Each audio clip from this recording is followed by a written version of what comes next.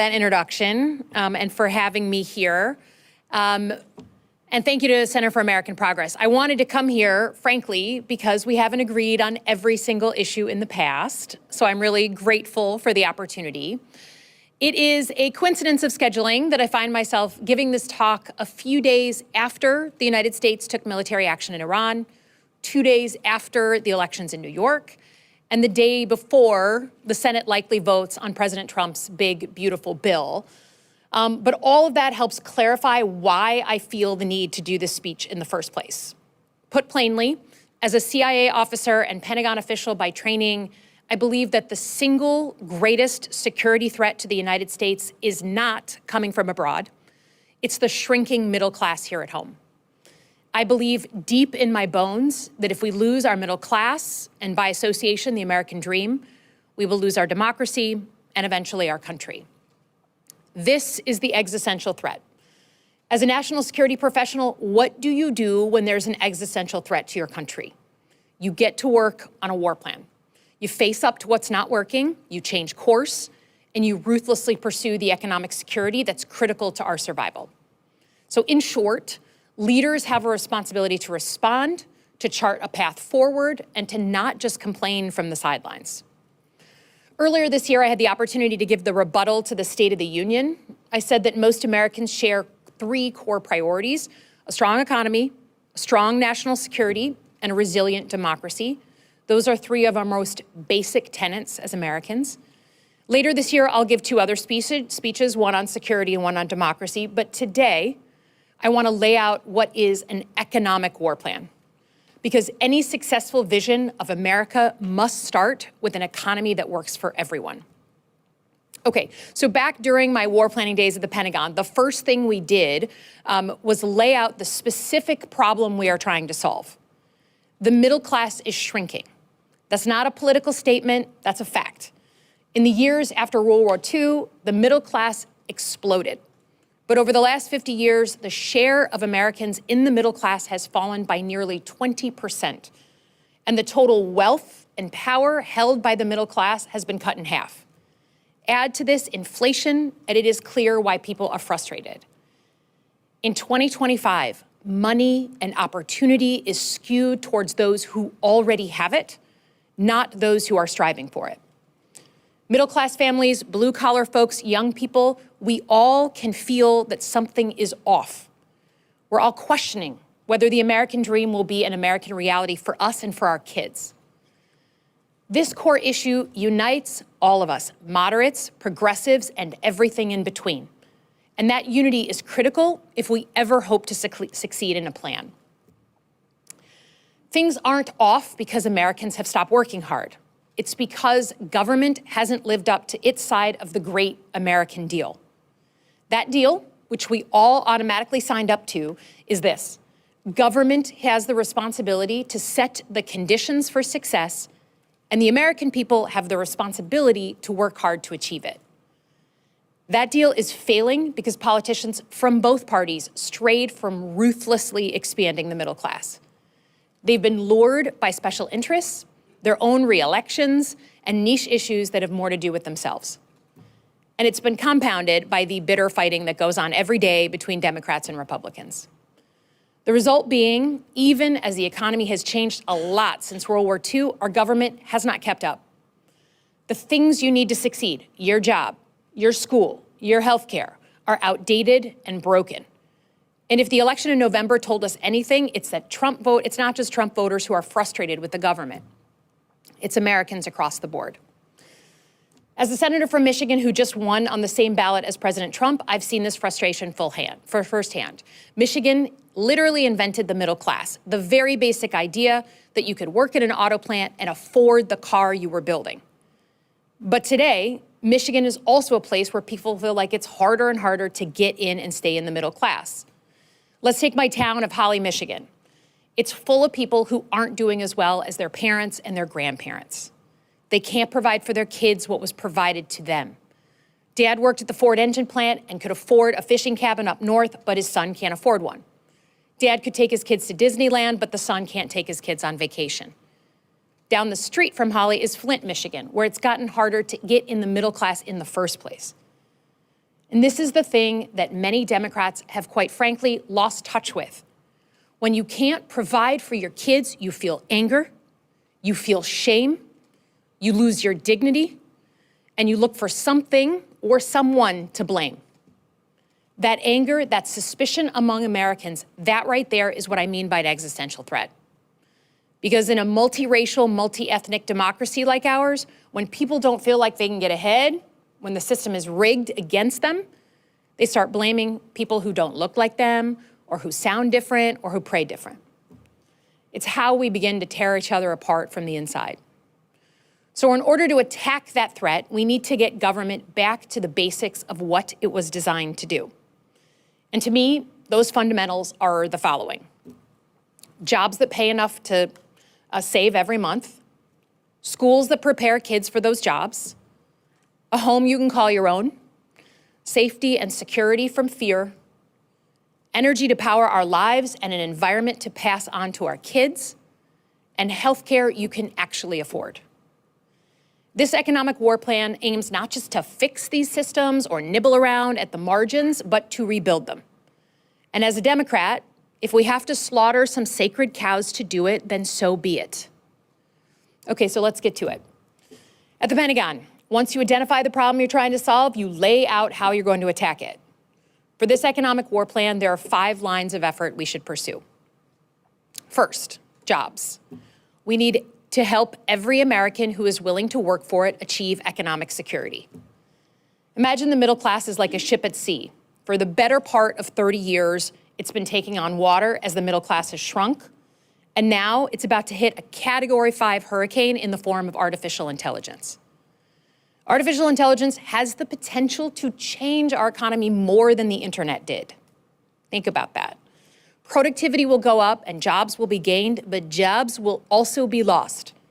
And that's going to start with entry-level jobs where college graduates cut their teeth. The skilled trades, plumbers, electricians may be more resilient. Jobs like nursing or teaching, where people skills are really, really important, might be safer as well. But jobs where you're summarizing information, like a brand new paralegal or an accountant, will be more at risk. Certainly in the Midwest, we're used to being the first to go when it comes to economic change. Bad trade deals, automation. This time, we may not be first on the list, but change is coming and we need to get our ass in gear. So any discussion of jobs needs to focus on job creation for the middle class. That starts with supporting small businesses. Small businesses employ nearly half the private workforce in America. So if we want to grow the middle class, we need to radically realign policy to support small businesses. We need to invest more in helping businesses get off the ground and grow their operations in America. And we need to give entrepreneurs back their time, simplifying taxes, licensing, patents, and regulations that distract from creating more jobs. The flip side of this is the first sacred cow I want to slaughter. Too often, Democrats fail to make the distinction between small businesses and the largest multinational corporations. And because of that, many Americans hear us as plainly anti-business. And while we're on the subject, too often as Democrats, we have the habit of vilifying success. Yes, we want everyone in America, including the President of the United States, to play by the same set of rules. Yes, we need a fair tax code to ensure all Americans are paying their fair share. But this is America. No matter who you are or where you come from, Black, white, Latino, first generation, if you play by the rules, we want you to be wildly successful. Next, on job creation, we need to get serious about bringing our critical supply chains home. We need an aggressive 10-year plan that prevents any foreign nation from having a veto over America's national security. That's what we call good old-fashioned industrial policy, because we need to answer one single question. What critical items should we always make, at least in part, in the United States? Things like military hardware, of course, but food, pharmaceuticals, items like microchips that millions of Americans depend on. We're never again gonna make Rubik's Cubes and ladies' razors here in America. That's fine, we're good. But it's not fine for China to have control over rare earth minerals or batteries that our auto industry depends on. It's not fine if a single pharmaceutical plant going down in India means a shortage in cancer drugs in Michigan. To make sure these critical products are made at home, we need to use a combination of tools. Targeted tariffs, yes, and a shared plan where we tag team with our allies and partners, also incentives. But to be clear, sloppy and chaotic tariffs are not a substitute for an actual plan. Finally, if you really want to deal with the economy, we must acknowledge that our immigration system is broken. It's not working for anybody, not our employers, not our border officials, and not the immigrants themselves, who are simply looking to live the American dream the same way my family did. We need an immigration plan that is keyed to our economy. Immigrants fill critical labor shortages on our farms, in our factories, in our hospitals, and in our firms. And in Michigan alone, 1 out of 4 small businesses are owned by immigrants. So we need a system that brings legal, vetted immigrants into our country. That means talking directly to employers, setting up a completely new system that automatically sets visa caps at the needs of the workforce. Some years, we're gonna need more workers. Some years less. And no immigration plan exists without a clear plan on border security. As a former CIA officer, every country in the world deserves to know who and what is coming across its borders, and no one should be here illegally. As a border state, Michigan lives this every day. But both parties have been a mess on this issue. Republicans think border security should substitute for an immigration policy and are rounding up people in a way that goes against American values. And Democrats are scared to impose real rules. So let me slaughter another sacred cow. We need to move past this talking point on comprehensive immigration reform. For the past 20 years, politicians in both parties have abandoned immigration deals, either because they were not perfect or because they preferred to use immigration as political ammo.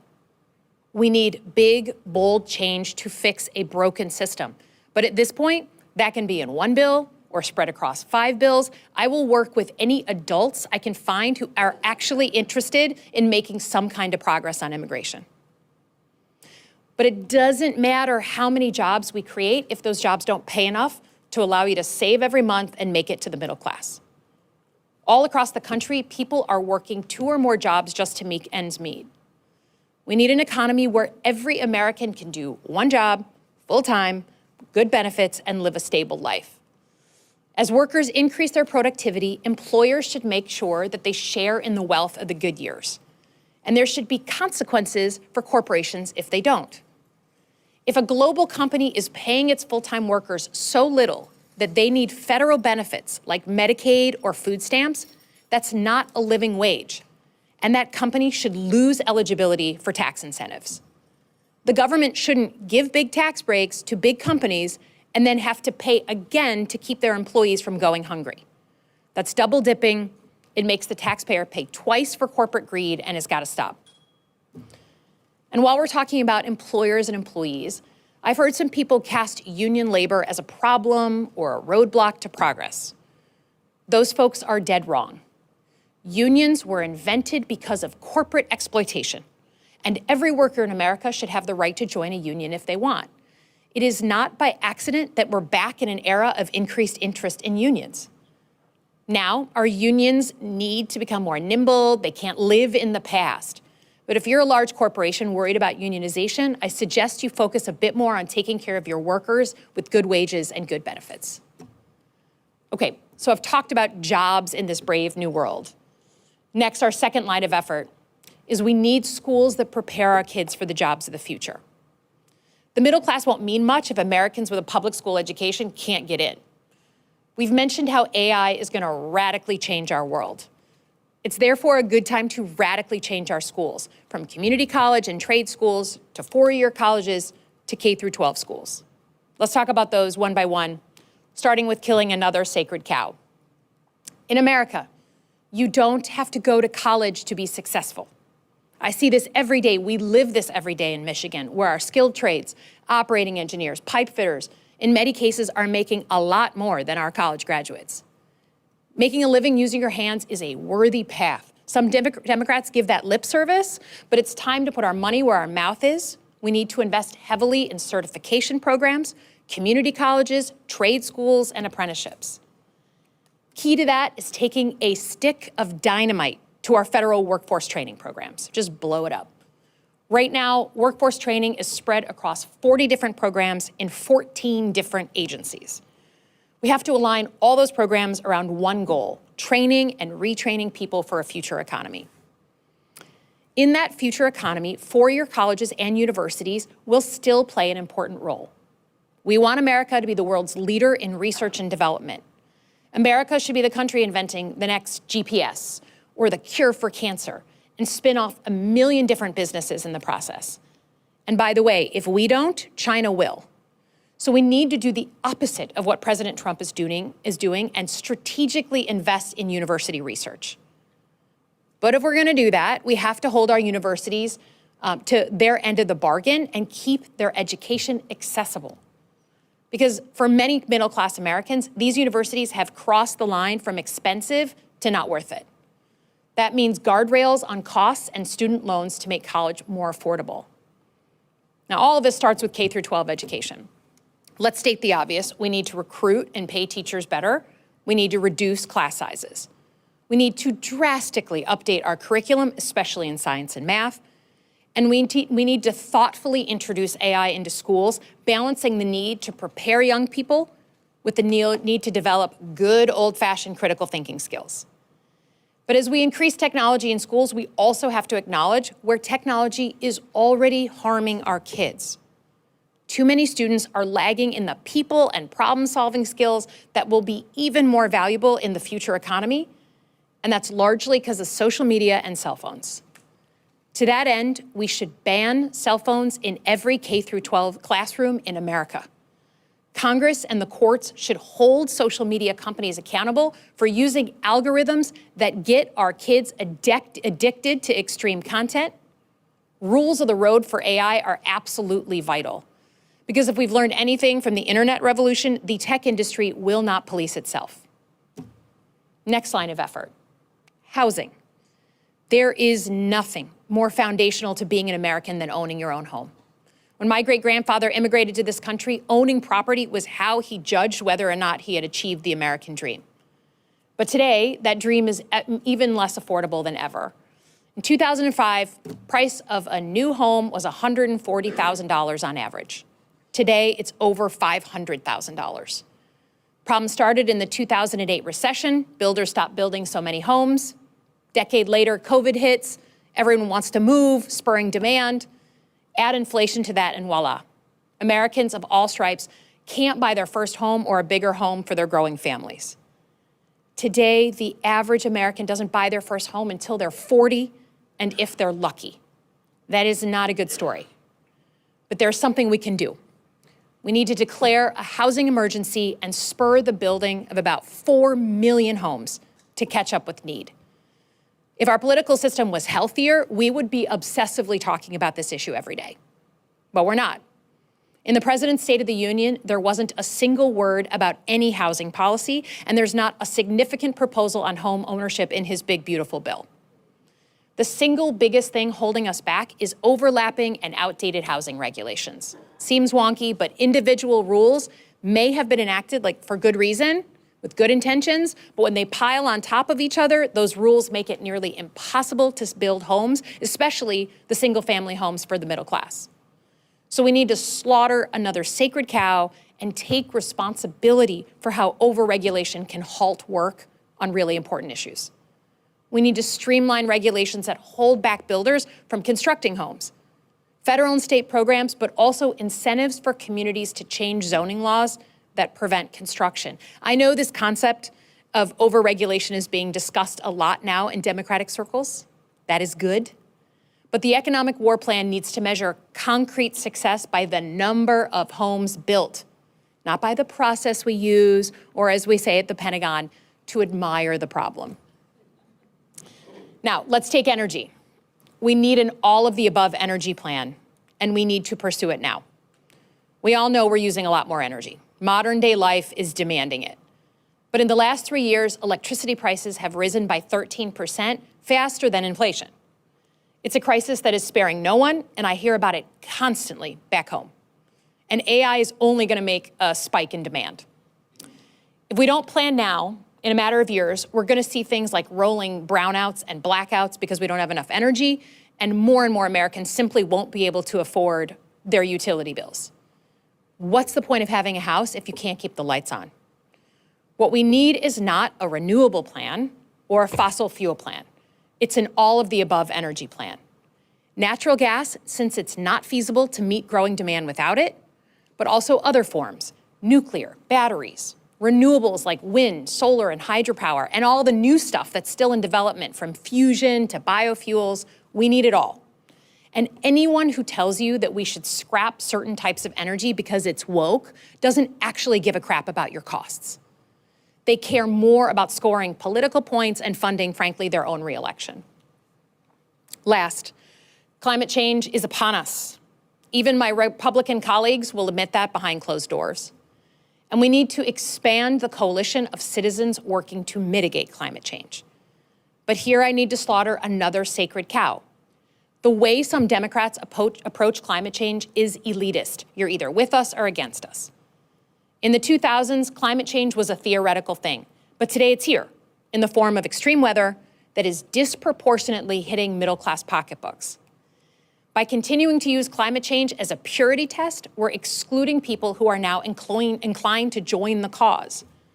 We need to meet people where they are. People get that extreme weather is a pocketbook issue. Let's start from there and try and bring as many Americans into the cause as we can. Finally, the last line of effort is healthcare. Few things are as fundamental to providing for the life and health of your family. But there are few systems as broken as healthcare in 2025 America. The whole country knows that our healthcare system is not working for anyone, not for the doctors and nurses, not for the admin staff who work in the system, and definitely not the patients. Is there a single American who thinks that healthcare is working well? I know this issue better than most. When my mother was diagnosed with ovarian cancer, she did not have insurance. She had let it lapse after she couldn't afford it. And while she was fighting for her life, we were fighting the insurance companies just to get her care. In the most powerful country in the world, all people deserve access to care. It's a core reason I ran for office.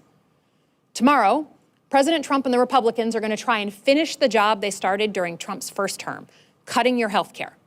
This time around, they're trying to hide it. They know it's not popular, but the result is this. Every single American is at risk of either losing their health insurance or having the price of their health care go up by January 1. Keep book on that. And it begs the question, what should we be for on health care? Put me down as a supporter of a true public option. That means any American at any age has the ability to buy into a nationwide public insurance plan. You want to stay on your private insurance? No problem. But if you want to leave your job, move between states, start your own business, or retire early, there's a reasonable option that's there for you at a reasonable price. Now, don't let anyone tell you that this plan would be incremental. It would change the face of healthcare in America. And that's good, because at this point, we are at a breaking point. Because the life and health of your mom or your kid, there is nothing you won't do. And elected leaders ignore that anger at their peril. Then we need to take a literal battle axe to the whole way we do prescription drug pricing. Just destroy it. It's also broken. Americans should always be the place where we invent the new miracle drug. But in the system that we have, drug companies and a million middlemen in between jack up the prices however they want. And the treatments and cures only work if you can afford them. Democrats made some progress on this issue in the last few years, but it's not enough. Medicare and a new public insurance plan should have the ability to negotiate prices for all drugs. This is the Costco model, right? And every American understands the Costco model. You buy in bulk, and you get a cheaper per unit price. We also need a little sunlight and a little transparency on prescription drug pricing. There is no other product in your life where you don't get to know the price until you hit the register. That's crazy, and it is purposely done. Which leads me to my final point. We have to go after special interests that keep our healthcare prices high. In my 6 years in Congress, I have seen no issue more influenced by lobbyists and political donations than healthcare. If you want to know why all Americans are furious about the price of healthcare and nothing ever changes, it's because of this very ugly reality. Lobbyists and corporate PACs donate a lot of money, and then members of Congress feel beholden to protect those industries. And that has real-life consequences for middle-class Americans on healthcare and on everything else. That's why a key part of my economic war plan, which undergirds everything actually, is taking action to regain the trust of the American people. We need a full-on ban of corporate PAC money. I am one of 6 senators who has never taken corporate PAC checks, 6 out of 100. Beyond that, we also need to ban members of Congress from trading stocks and cryptocurrencies so Americans know politicians aren't personally profiting from their access. The middle class doesn't have a lobbyist, they don't have a super PAC, they don't have a corporate PAC, but they should have the Democratic Party. You want to refocus elected leaders, both Democrats and Republicans, on middle class issues, own up to the role that money plays in politics and gut it. None of this is radical. This is getting back to basics. And as we know from sports, if you can't get the basics right, no one cares about your trick plays. So that's my vision for getting back to basics, the economic war plan for America. Frankly, it's what most Americans want their government to be focused on. And it's how government can hold up their end of the great economic bargain. Government sets the conditions for success, and the American people work hard to achieve it. Look, I know this is a fractious time in our economy and in Washington. It seems like we can't move forward. Democrats are stuck playing constant defense against what's coming out of the White House. But defense is simply not enough. No team in history, on the field or in Washington, D.C., ever won a damn game without going on the offense. We need to offer a different vision and demonstrate an affirmative, positive plan for the country. That's our responsibility and what this moment demands of us. And given the stakes, the existential threat of a shrinking middle class, an economic war plan is what I know how to do. We need to treat the moment with the seriousness it deserves and be relentless in protecting the country we all love. Thanks for having me.